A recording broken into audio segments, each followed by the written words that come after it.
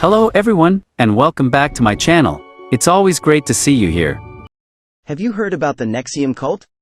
It's a group that made headlines for its disturbing practices, and one of its most high-profile members was U.S. actor Allison Mack. Mack was actually sentenced to 3 years in prison for her involvement in the cult, but recently, she was released early. Now, if you're not familiar with the Nxivm cult, buckle up because it's a wild ride.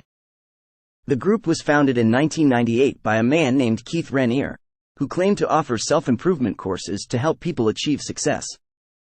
Sounds good, right? Well, things quickly took a dark turn. Raniere began to exert more and more control over his followers, even branding some of them with his initials. The group's practices became more and more abusive, with members being forced to engage in sexual acts and even being blackmailed into staying in the group. And that's where Allison Mack comes in. She was a high-ranking member of the cult and was even responsible for recruiting new members. Mack would lure women in with promises of self-improvement, but once they were in, they were subjected to the group's horrific practices. Mack's involvement in the cult eventually caught up with her, and she was charged with sex trafficking, forced labor, and racketeering.